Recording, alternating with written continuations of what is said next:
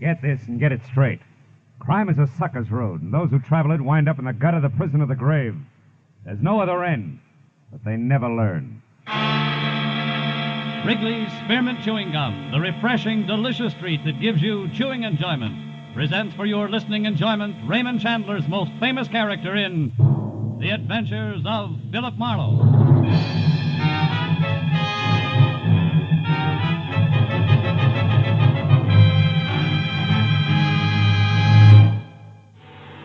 Now, with Gerald Mohr, starred as Philip Marlowe, the makers of Wrigley's Spearmint Chewing Gum are glad to bring you tonight's exciting story, The Girl from Pitchfork Corner.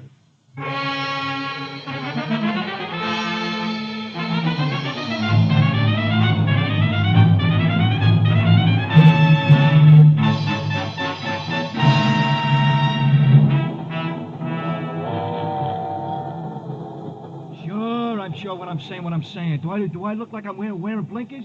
Now, for the third and last time, so I can go back to marking this form. Nobody's been in that seat, mister, since we left L.A. Nobody. You sure you got the right stall? Yeah. Car J lower 12. Your J upper 12, right? Right. Like rain. Well, that's life now, for look, you. friend, let's go around again. His name is Latimer, Arnold Latimer. I don't know what he looks like, but he's supposed to be heading for San Francisco. Now, maybe you heard somebody call him, page him, something. Nobody called no one except that pool cue conductor with the brass buttons and the sandpaper voice. You checked him? Yeah, twice. Now, look, lower 12 is vacant as far as he's concerned, right? And no Arnold Latimer in the club car, the diner either? Hey, now, wait a minute. You tried the washroom. Yeah, same story. Well, looks like your entry was scratched. That's that. Also looks like Glendale is where I get off. So long, pal. Good luck with the ponies. Hey, now, hold it. Don't tell me that Latimer bird is the only reason you're on this train. The one and only. Look, if you run across a pony called Not on Hand, play it heavy, huh? Yeah, sure. But not the show. Not the show. Good night, friend.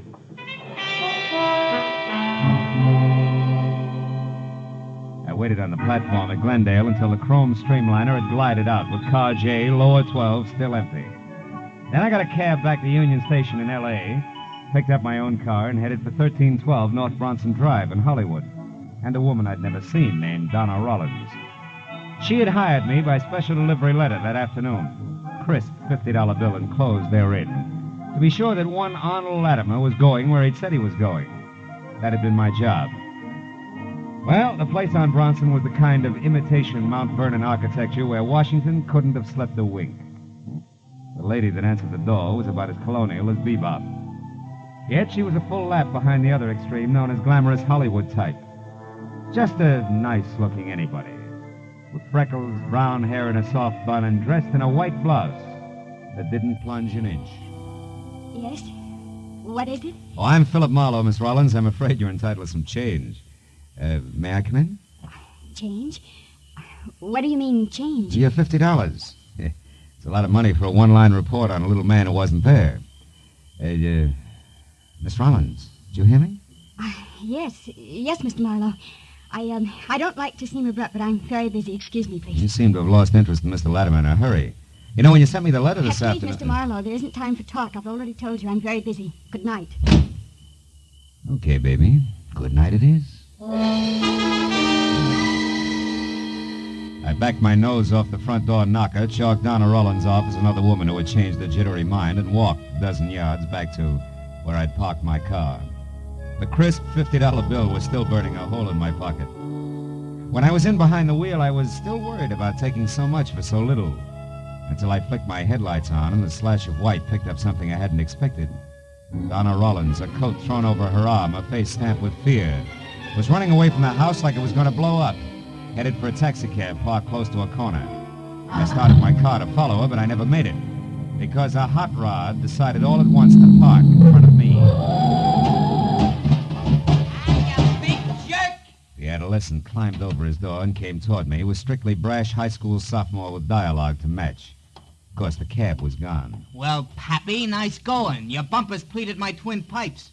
Well, what do you calculate doing about it? If you were 5 years older and 5 inches taller, I'd pleat you, Pappy. Now come here. Oh, hey, let me go. Not until I speak my piece.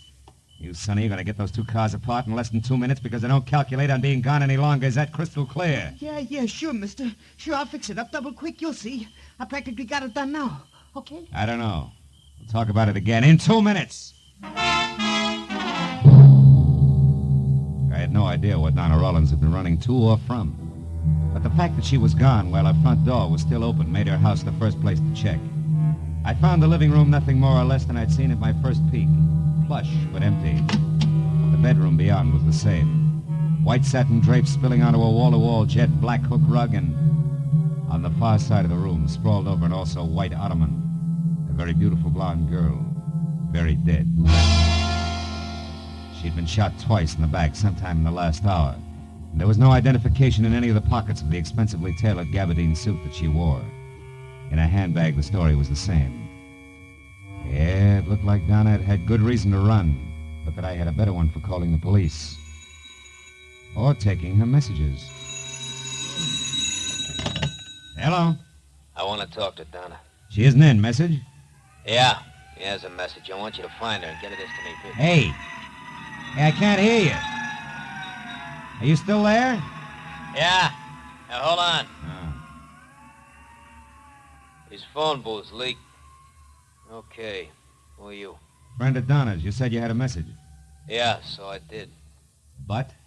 But I think you're awful anxious, fella. Too anxious. Oh, now, wait a minute. Don't get touchy. I'm a friend, all right. Skip it, friend. Not a chance, Junior.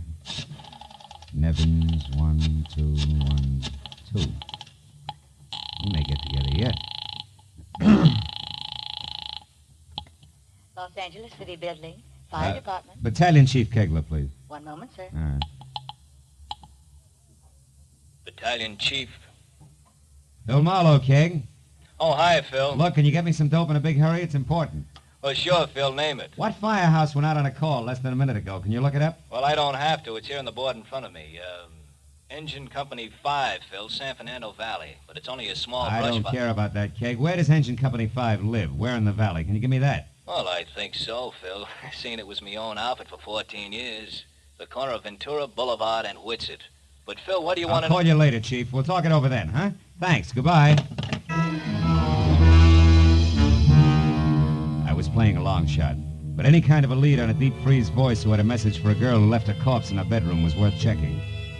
So for the time being, I skipped calling the police and left the place lights out, door closed but not locked.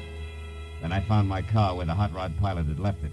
Started for the San Fernando Valley in the firehouse called 5.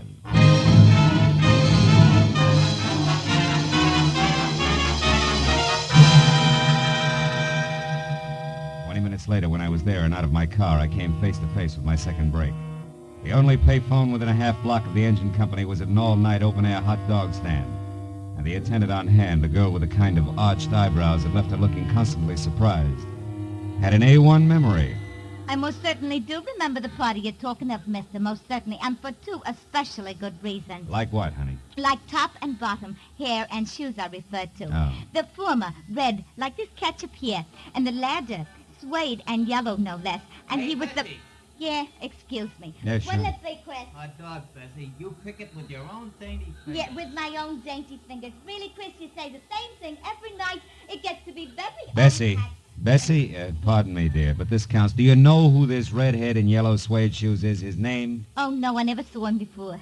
Oh, fine. Well, thanks, baby. Oh, don't mention it. By the by, I do know where he went, if that means anything. Baby, it means a lot. Where? Tell me. With the old Mexico Club here in Studio City. He works there or something. Anyhow, I know he made a call to Herbert Ring, the gambling big shot, and called him boss. And Ring runs that place. Thanks, sweetheart. Here's 10 for your trouble. Bye, Chris, and you old hat. Thanks. Goodbye.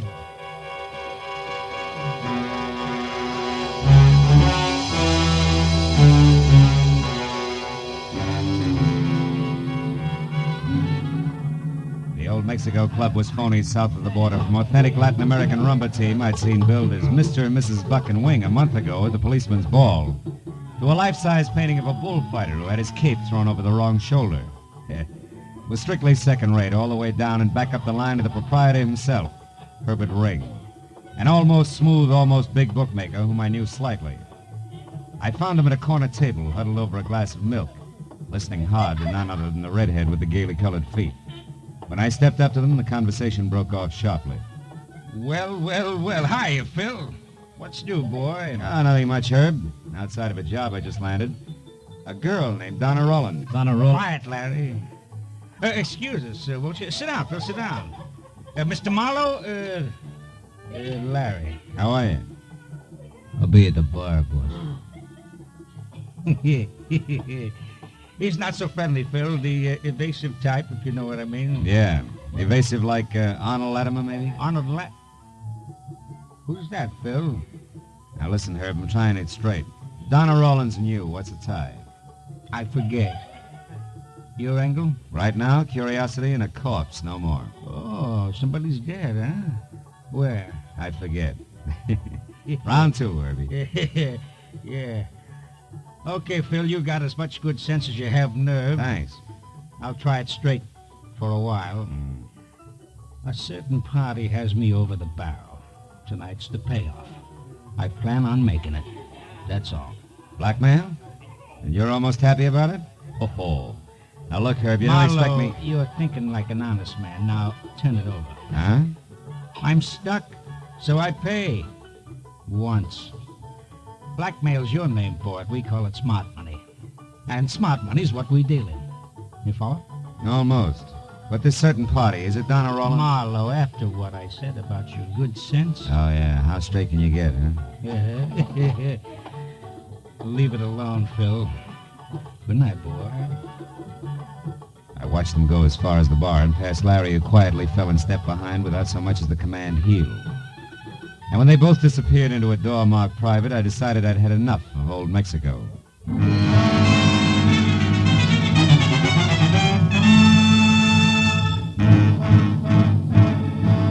I got out to my car and pointed it back for Donna Rollins' place for the only reason left. I didn't know where else to go. Half hour later, when I was there, I was glad it had played that way because number 1312 North Bronson was not dark as I'd left it, but lights on, front door wide open, radio going, and for a topper, a gentleman of maybe 35, in tweeds and a sunburn, mixing himself a drink. The evening paper open on a nearby coffee table. What? Good evening. Oh, you startled me.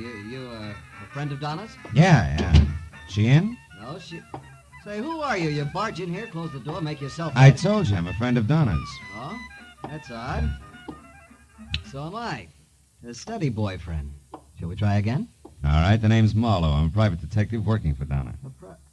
Donna hired a private detective? Why? What's wrong? Take it easy. Mr... Sadler, Doug Sadler. Now, please, now, Mr. Marlowe, come to the point. I had a date with Donna. Yeah, well, from the way she left here, I don't think she's going to keep it. Why not? Why shouldn't she? Well, for one thing, if you don't know already, there's a body in the bedroom there. But somebody's dead in there? Yeah, very dead. Mm-hmm. Let's have a look, huh? Maybe somebody you can identify. It's a woman, Mr. Sadler, a blonde. She was shot. Well, who is it, Sadler? Friend of Donna? Oh. It's Donna.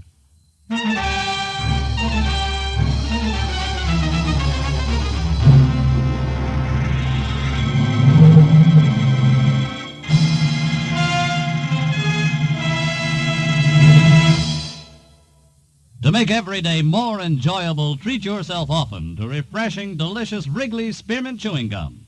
The lively, full-bodied, real mint flavor cools your mouth, moistens your throat, freshens your taste.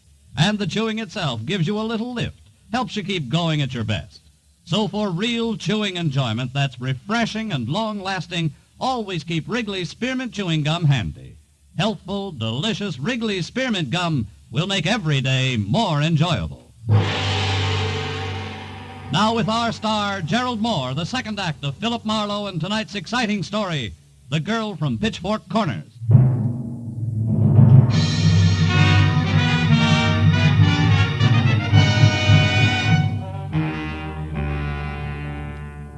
The thing in the bedroom was no prettier than it had been when I first found it, only now it had a name.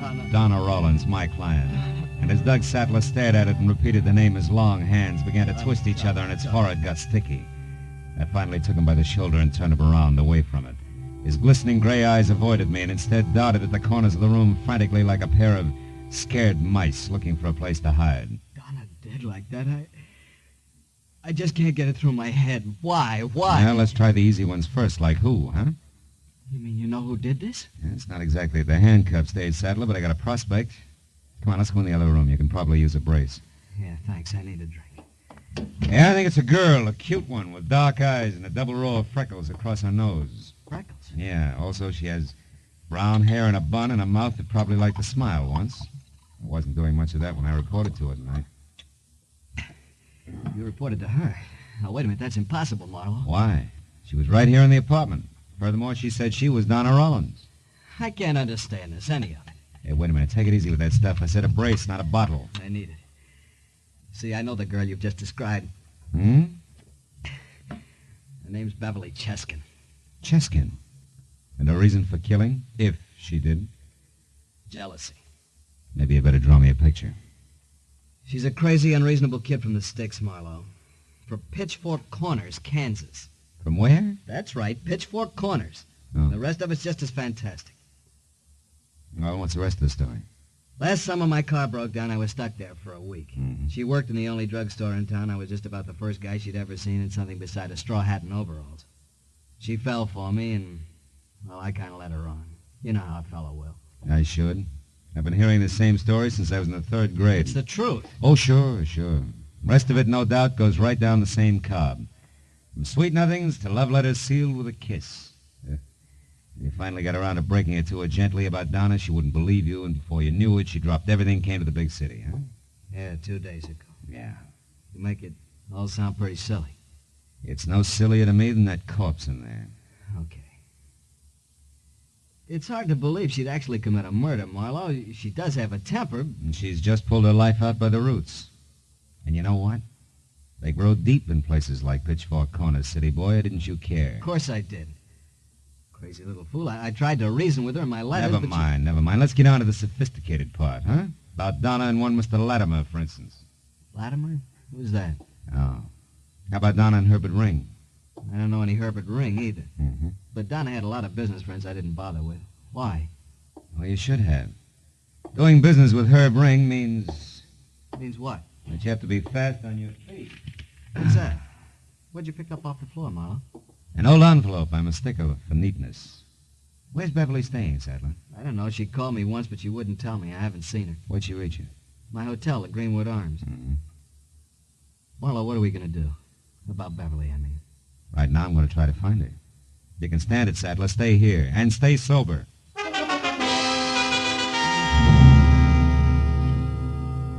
The crumpled envelope I'd found that didn't belong on Donna's floor had come from the Sunflower Motor Court. Qualified as a lead only because the name might appeal to a sentimental Kansan a long way from home.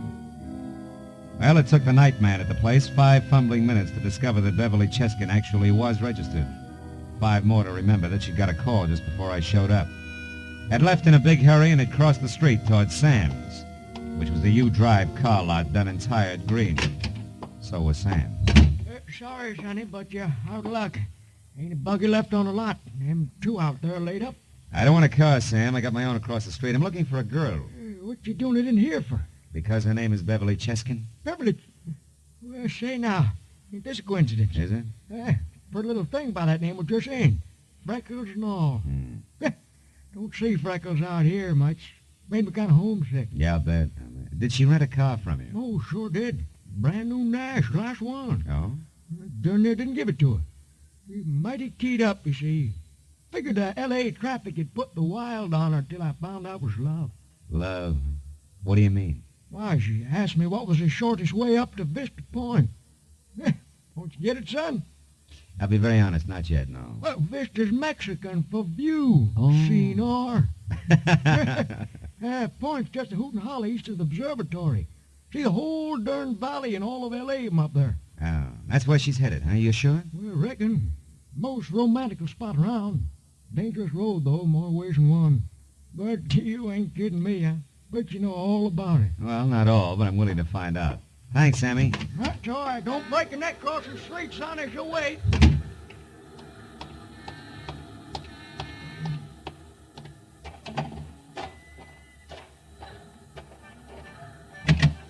Leave that heap right where it's set, Shamus. You won't be needing it. I won't take your word for it, Larry. You'd better. Mr. Ring wants you and me to have a nice talk. Tell him we have nothing in common. He knows different.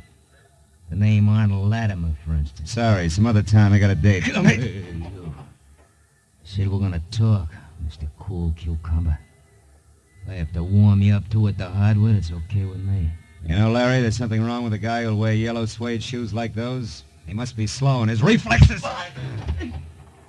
Imagine I'll be seeing you.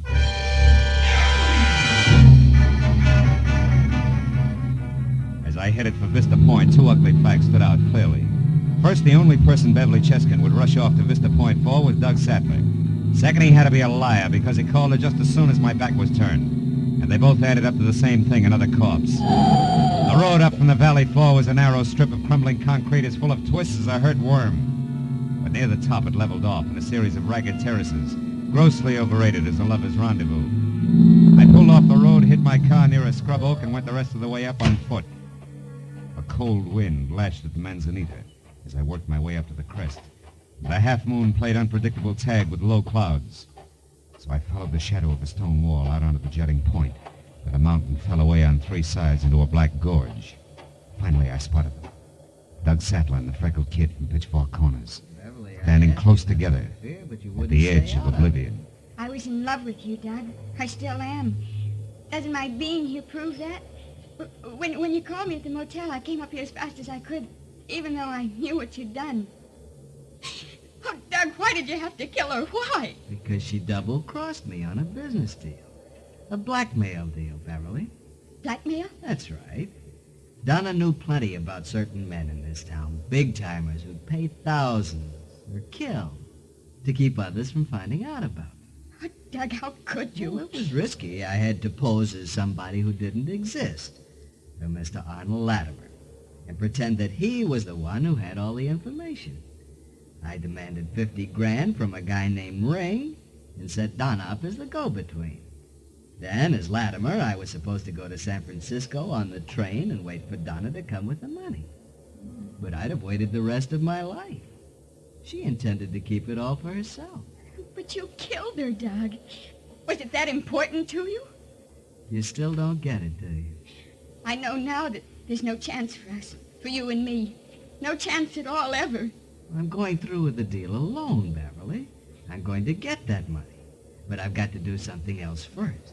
I'd heard enough. You don't really think I reached for my .38 and edged along the wall toward them to where I knew I couldn't miss. I made a mistake, Beverly. I dropped an envelope in Donna's place and Marlowe found it. He knows I lied, but I can still say I did it to protect you. Protect me? What do you mean? He'll be up here eventually, but all he's going to find is a stupid kid from Pitchfork Corners who murdered a rival in a fit of jealousy and then couldn't face it and came... I was counting on the wind to cover any noise, and it did. You see, it was a... That's why I was caught flat-footed when the shock came. Sadler lurched up on his toes and doubled over, clawing at his stomach. I crouched down as Herbert Ring stepped out of the brush across the clearing, a thin-barreled gun in his hand. Don't move, sister. Sadler had fallen face down on the ground. I started moving again as Ring rolled him over with his foot. He was dead. That's the only payoff Mr. Arnold Latimer gets for me. It's too bad you had to be here to see it made, sister, because I can't afford a witness. I'm sorry, I really am. But it's no worse than he was going to do to you. Ring! Duck Beverly! Let that gun lay, Ring. Don't reach for it. Just relax. And Larry, that louse, he was supposed to... Yeah, it's a little late for tips, Herb. You should have hired a better class of help. Go fry your head. Nobody's perfect. Even you. Yeah, where'd I slip? Too much volume when I talk to Sam? Yeah, that's right, Loudmouth. I tagged you there, and listen. So you knew where to come, and you heard the rest of it up here, just like I did. You take it, Herb? It's not going to be easy getting it down this hill to a dock. Are you kidding, Shamus? I ain't moving any place. If you know any pretty words, go say 'em to the lady. She's the one who needs 'em. They'll go over big in Pitchfork.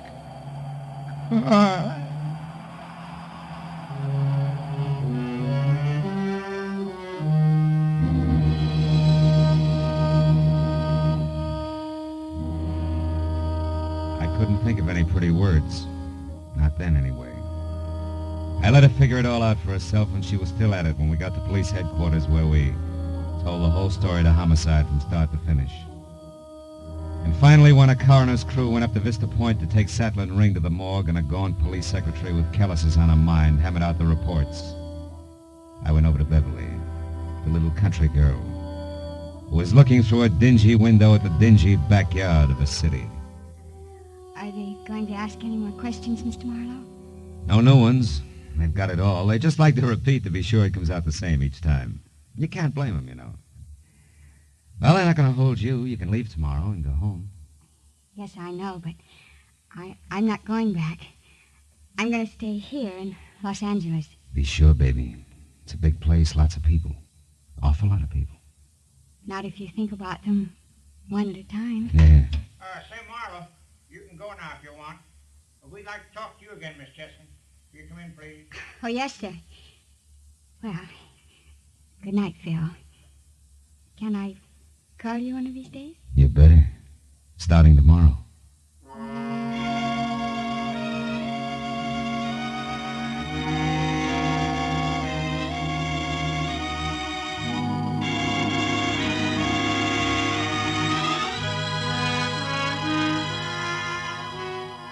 She smiled. And the freckles on her nose all ran together. Yeah, it was a lovely sight, that nose. I watched her walk into the lieutenant's office, and then I went out, got in my car, and headed home. And as I drove, I thought about hepcats, hicks, and hayseeds. But as she suggested, one at a time. You know what? It worked. That way there's no difference. They're all people. Yeah, I had a hunch I was going to be planning on that phone call tomorrow.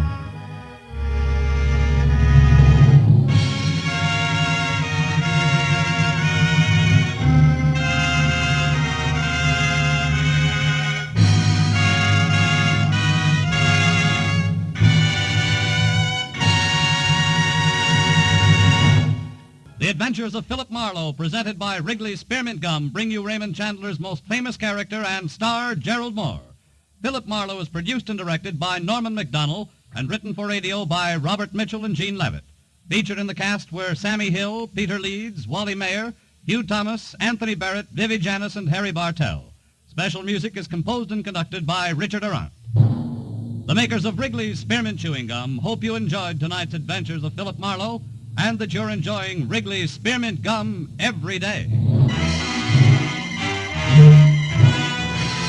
We invite you to be with us next week when Philip Marlowe says, This time I spent the night in an ancient Spanish castle with an overworked count guarding a tomb, a caretaker with blood on his mind, and a 7-footer called Peter the Cruel, which was one thing. The other was worse. They all lived in the 16th century. Bob Stevenson speaking. This is CBS, the Columbia Broadcasting System.